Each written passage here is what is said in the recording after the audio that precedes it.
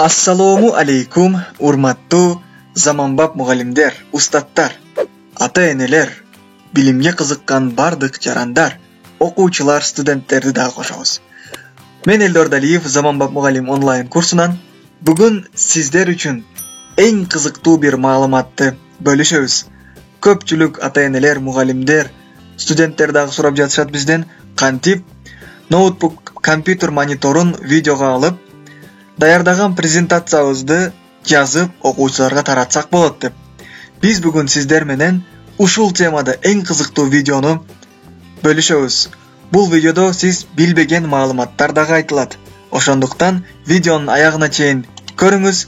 Биз сиздерге бул видеону сунуштайбыз.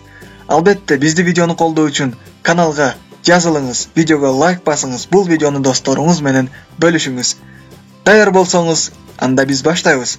Дептер, kalem, ручка алып алыңыз, биз менен ирети менен биргеликте даярдайсыз. Алгач эмне кылабыз? Албетте интернетти текшерип, Google Chrome'га киресиз. Google Chrome'га кирип, сиз Bandicam деген программаны көчүрүп алышыңыз керек. Кээ бир мугалимдер көчүргөн болуусу мүмкүн, бирок көчүрбөгөн мугалимдер үчүн, инсандар үчүн эмне кыласыз? Бул жерге Bandicam скачать бесплатно деп бир жолу жазасыз. Андан кийин аз гана күтөбүз, Bandicamдын сайты ачылат. Мына көрүшүңүз мүмкүн bandicam.com. Көрдүңүзбү? Захват видеос экрана. Бир жолу бул маалыматка басып, аз гана күтөбүз. Мына Bandicamдын сайты ачылды. Бул акылуу жана акысыз программа болуп эсептелет. Сиз акылуусун колдонгондо Bandicam деген жазуу болбойт. Ал эми акысызын колдонгонуңузда ноутбуктун бурчунда Bandicam деген жазуу чыгып калат. Бул эч кандай татаалдыгы жок. Азырынча ушул программаны колдоно бересиз. Албетте скачать этесиз бул программаны. Скачать кнопкасын бир жолу басасыз. Бул жерде рабочий столдун астында скачать бөлүмү кетет. Аз гана күтүп турасыз. Эгер чыкпаса, мына көрдүңүзбү, көчүрүлүп атат бул программа. Бул программа көчүрүлүп бүткөндөн кийин ал сиздин загрузка бөлүмүңүзгө түшөт.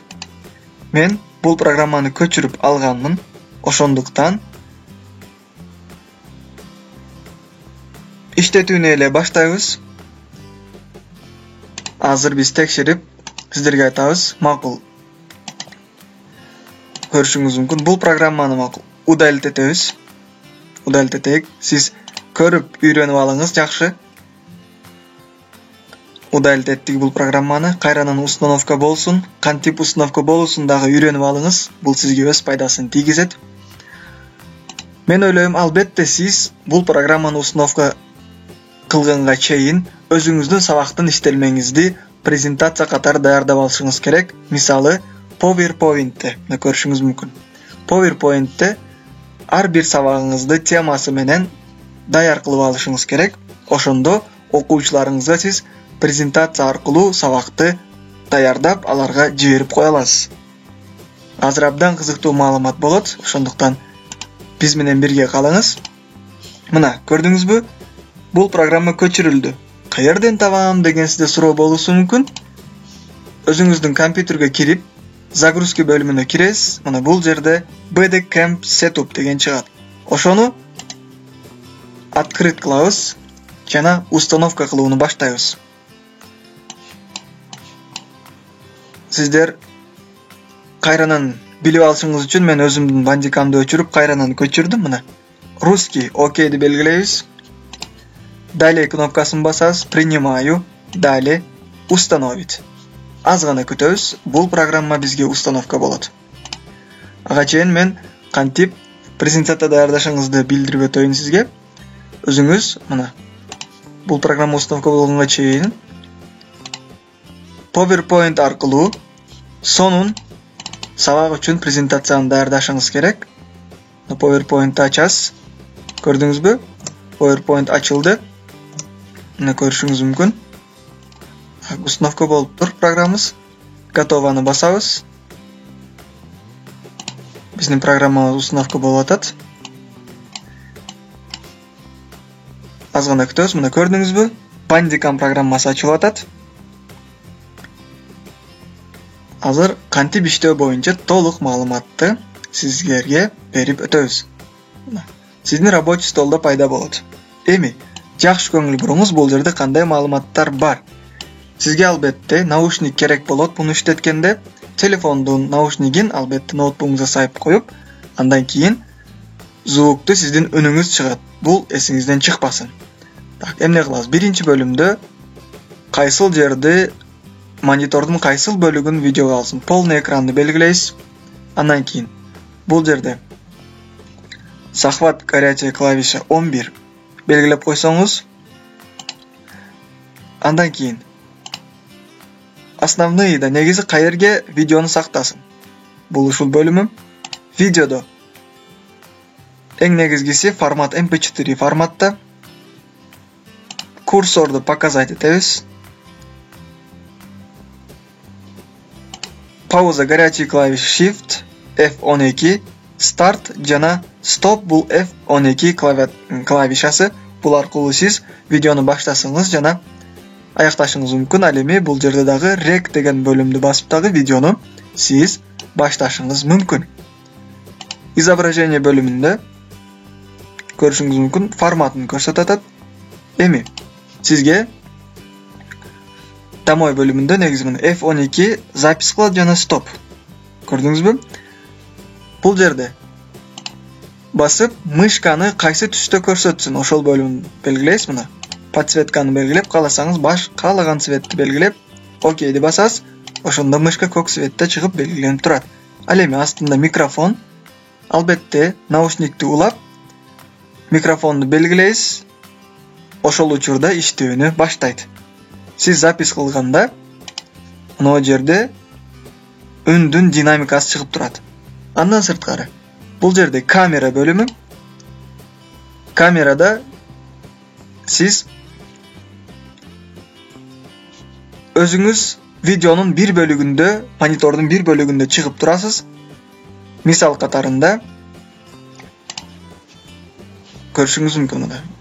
Видеонун кайсы бөлүгүндө, кааласаңыз бул бөлүгүндө, кааласаңыз бул бөлүгүндө чыгышыңыз мүмкүн, белгилейсиз. Андан сырткары мышканы биз белгилеп койдук, логотип койсоңуз болот. Текст, видеонун бир бөлүгүнө текст жазып дагы койсоңуз болот. Бул сиздин өзүңүздүн дизайнга жана идеяңызга байланыштуу. Мисалы, эми бир видеону жасоо үчүн албетте Rec кнопкасын басабыз. Мына бир жолу басабыз. Көрүшүңүз мүмкүн, жазуу башталды, видео кетип жатат.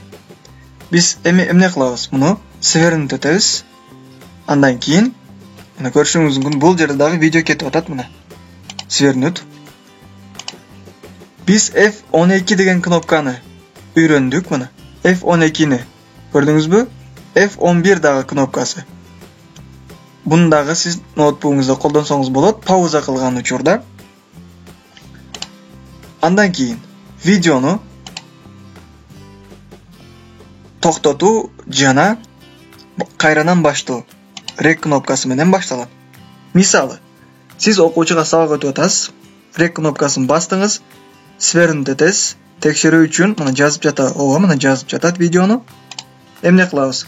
Өзүңүздүн сабагыңыздын презентациясын ачасыз. Андан кийин баштайсыз. Саламатсыздарбы, урматтуу биздин окуучулар? Мен Элдор Далиев. Бүгүнкү биздин темабыз Конституция. Бул боюнча биз сиздер менен кызыктуу маалыматтарды үйрөнөбүз. Сиз окуучуларга ушундай маалыматты бересиз. Андан кийин сабактын максаты менен тааныштырасыз. Сабактын структурасы менен тааныштырасыз окуучуларды. Жаңы темага жана суроолорго өтүп ирети менен өз сабагыңызды түшүндүрүп өткөрөсүз.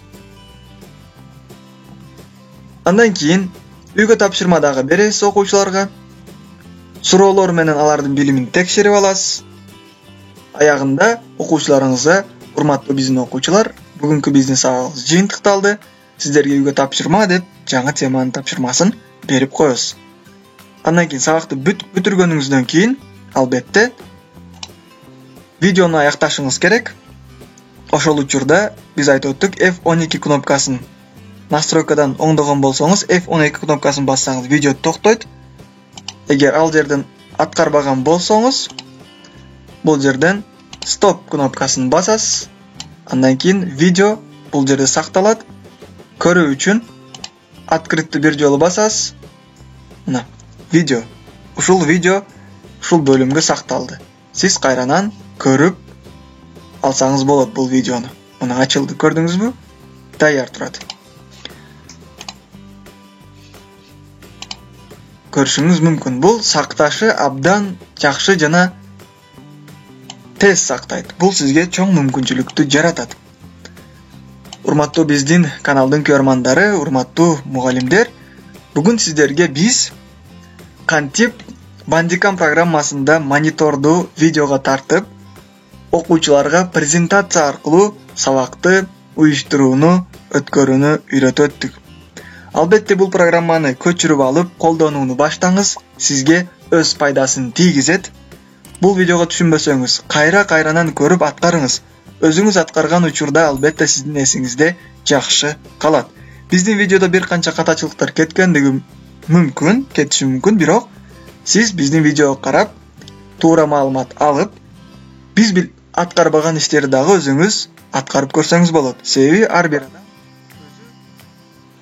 ар бир адам өзү аткарган учурда гана кеңири үйрөнө алат. Урматтуу биздин каналдын көрөрмандары, эгерде бул видео сизге дагы аз гана пайдасын тийгизген болсо, видеого лайк басыңыз, каналга жазылыңыз жана досторуңуз менен бөлүшкөндү унутпаңыз. Мен ойлойм, баарыңыздардын колуңуздардан келет. Ийгилик каалоо менен, терең урматтоо менен Элдор Далиев жана Заманбап Мугалим Академиясы командасы. Баарыңыздарга ийгилик.